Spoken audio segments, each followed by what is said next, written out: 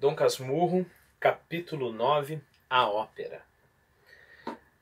Já não tinha voz, então ele já começa falando diretamente do tenor isso, que falou com ele sobre a teoria da vida sendo uma ópera, né?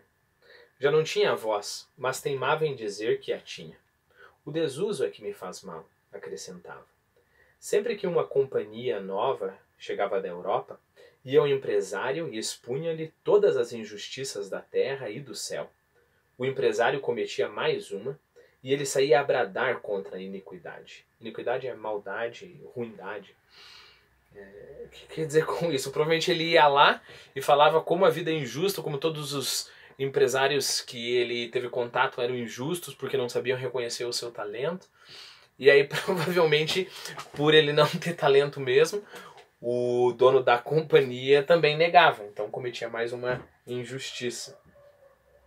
Quando andava, apesar de velho, parecia cortejar uma princesa de Babilônia. Então ele andava todo empoado, né? Como se ele estivesse no teatro. Às vezes cantarolava sem abrir a boca algum trecho ainda mais idoso que ele, ou tanto. Vozes assim abafadas são sempre possíveis. Vinha aqui jantar comigo algumas vezes. Uma noite, depois de muito chiante, chiante é um tipo de vinho.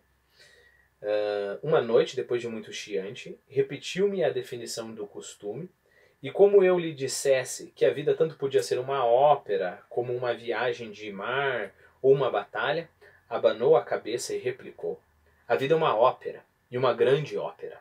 O tenor e o barítono lutam pelo soprano em presença do baixo e dos comprimários. Quando não são o soprano e o contralto que lutam pelo tenor em presença do mesmo baixo e dos mesmos comprimários. Há coros numerosos, muitos bailados, e a orquestração é excelente. Então vamos só explorar um pouquinho aqui que são termos da música, né? Então o tenor é a voz mais alta, é o homem que consegue fazer aquela voz mais fina, né? mais alta. O barítono é o que está no meio, né? E o baixo, é claro, é que tem a voz baixa, né? Os três, geralmente, não sei se toda vez, são homens. Eu acho que praticamente toda vez. A soprano é a voz mais aguda, de mulher e mais aguda, e a contralto é a voz de mulher, mas mais baixa. Com primário é interessante, são os coadjuvantes. Olha que interessante. A palavra coadjuvante, ele vem de coad, que é com, né? E juvante, que é ajudar, né? Então, adjuvante. Então, são aqueles que estão ali para ajudar. Então, um ator coadjuvante é o ator que está ali para ajudar o ator mais importante, né? Para dar a deixa, etc. Os comprimários é a mesma coisa, por quê? Porque eles estão com o primário, que é o principal. Ok. Pessoal, eu sei que eu sou digressivo, mas mais uma digressão eu tenho que fazer.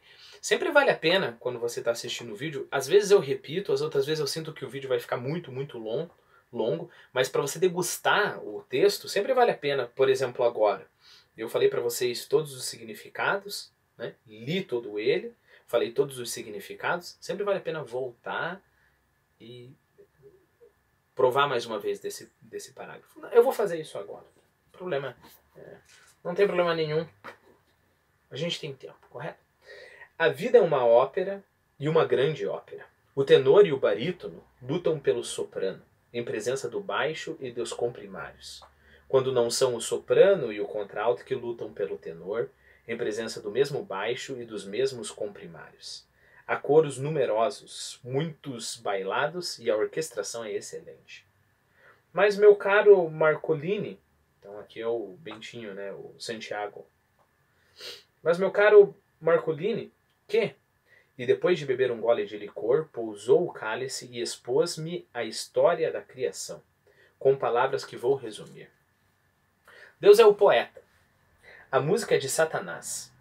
Jovem maestro de muito futuro que aprendeu no conservatório do céu. rival de Miguel, Rafael e Gabriel, são arcanjos, né? Lembre-se que arcanjos são anjos muito importantes, né? O que está é o chefe dos anjos, né? Arcanjo. Por causa disso que a gente tem a palavra arqui-inimigo, ok? E algumas outras que eu não vou digredir agora. Rival de Miguel, Rafael e Gabriel, não tolerava a precedência que eles tinham na distribuição dos prêmios. Aqui é como é que é o nome dele? O Marcolini, ele tem um probleminha ali na interpretação da Bíblia, porque, de acordo com a Bíblia, o Lúcifer, que era o Satanás, ele tinha a precedência em relação a todos os outros. Ele era o mais importante dos anjos, né? Não tolerava a precedência que eles tinham na distribuição dos prêmios. Pode ser também que a música em demasia doce e mística daqueles outros condiscípulos fosse aborrecível ao seu gênio essencialmente trágico. Então, os outros anjos compõem uma música muito melosa.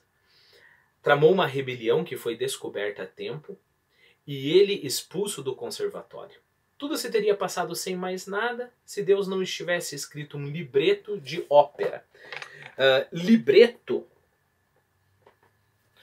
é basicamente a história da ópera, né? Bem comumente, o que acontecia? Alguém escrevia o libreto e a ópera era composta em cima, né? É interessante saber que muitas vezes o libreto ele é só uma história bem simplista, né? Escrita para uma composição que vai ter toda a sua força na música, né? Uma experiência legal é pegar essas óperas famosas, que são lindas, e ler só o libreto. Só o libreto é uma historinha escrita por qualquer pessoa. Alguns libretos são melhores, né? Mas aí com a música que traz a vida, né? Não sei se é o caso aqui. Parece que não. Parece que o libreto de Deus é perfeito, né? Mas não tinha música. É o diabo que coloca a música no libreto. Tudo se teria passado sem mais nada se Deus não houvesse escrito um libreto de ópera, da qual abrira mão por entender que tal gênero de recreio, quer dizer, gênero de divertimento, era impróprio da sua eternidade. Então ele pegou, jogou o libreto fora, né? Satanás levou o manuscrito consigo para o inferno, com o fim de mostrar que valia mais que os outros, e acaso para reconciliar-se com o céu. Compôs a partitura e logo que acabou foi levá-la ao Padre Eterno, ao Pai Eterno. Padre Eterno, Pai Eterno. Senhor, não desaprendi as lições recebidas, disse-lhe. Aqui tendes a partitura, escutai-a, emendai-a, quer dizer, faça concerto nelas, né? Fazei-a executar, e se a achardes digna das alturas, admite-me com ela a vossos pés. Não, retorquiu o Senhor, não quero ouvir nada. Mas, Senhor, nada? Satanás suplicou ainda, sem melhor fortuna, até que Deus, cansado e cheio de misericórdia, consentiu em que a ópera fosse executada, mas fora do céu. Criou um teatro especial, este planeta, e inventou uma companhia inteira, com todas as partes, primárias e comprimárias, coros e bailarinos. Ouvi agora alguns ensaios, Satanás falando. Não quero saber de ensaios. Basta-me haver composto o libreto. Estou pronto a dividir contigo os direitos autorais. Então Deus não quer nem participar ali corrigindo a ópera, né, fazendo um trabalho entre aquele que escreve o libreto e aquele que compôs a música, e não quer nem ouvir os ensaios. Foi talvez um mal essa recusa.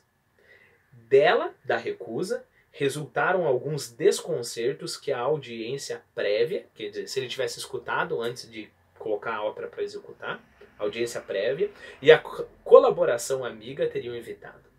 Com efeito, há lugares em que o verso vai para a direita e a música para a esquerda. Não falta quem diga que nisso mesmo está a beleza da composição, fugindo à monotonia, e assim explicam o terceto do Éden, a área de Abel, os coros da guilhotina e a escravidão. Então há uma certa contradição na vida. A vida ela consegue ao mesmo tempo ser bela e feia, cruel e cheia de esperança, né? Então o libreto vai para um lado e a música vai para outro. Terceto é uma estrofe de 3 versos, todos termos da música, né? Área é a parte da ópera que é feita para o solista, né? Então a parte que alguém vai fazer um solo. Então ele fala do terceto do Éden. Não sei se a gente está falando aqui de Deus, da Eva, do Adão e da serpente, que faz um terceto, ou se é só um termo usado ao acaso. A área, que é como é que se diz? O solo, né?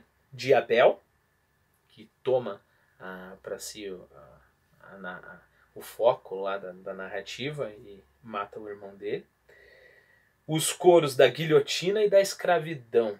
Guilhotina, certamente aqui ele está falando sobre a Revolução Francesa, que por sinal é muito mais cruel do que a gente aprende na escola, muito mais cruel do que toda a Idade Média, né? A gente está acostumado a olhar a Idade Média como aquele período sanguinário, né? Mas eu posso dizer que durante 1000 anos de Idade Média, da Igreja, a Inquisição, tortura, sei lá, não tenho os números, mas se matou 10% do que a Revolução Francesa matou em alguns anos, sabe? Machado de Assis parece reconhecer isso, porque ele coloca a Revolução Francesa ali junto com a escravidão.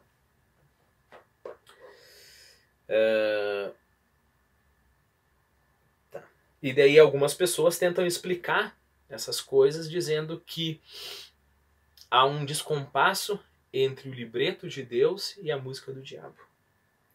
O plano e a execução. Não é raro que os mesmos lances se reproduzam sem razão suficiente.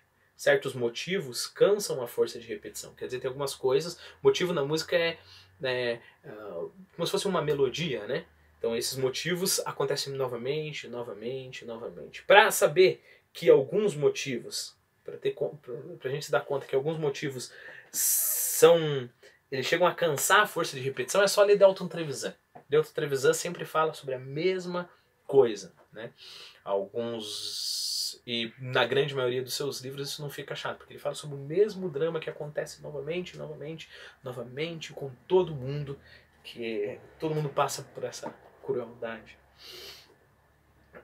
Também há obscuridades. O maestro abusa das massas corais, encobrindo muita vez o sentido por um modo confuso. As partes orquestrais são, aliás, tratadas com grande perícia.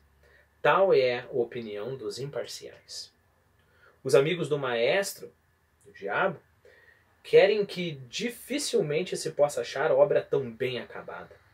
Um ou outro admite certas rudezas e tais ou quais lacunas, uma lacuna aqui ou ali, tais e quais lacunas.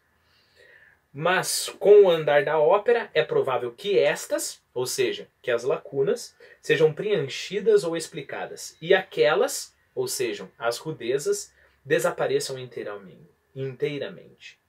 Não se negando o maestro a emendar a obra onde achar que não responde de todo ao pensamento sublime do poeta. Então, aparentemente, o diabo está errando, tem várias lacunas, mas aparentemente ele quer ser fiel ao pensamento do poeta, que é Deus. Já não dizem o mesmo os amigos os amigos de Deus, do poeta. Juram que o libreto foi sacrificado, que a partitura corrompeu o sentido da letra. A música, partitura, corrompeu o sentido da letra. E posto seja bonita em alguns lugares e trabalhada com arte em outros, é absolutamente diversa e até contrária ao drama. O grotesco, por exemplo, não está no texto do poeta. Não existe no libreto. É uma excrescência, quer dizer, uma coisa colocada a mais, para imitar as mulheres patuscas de Windsor.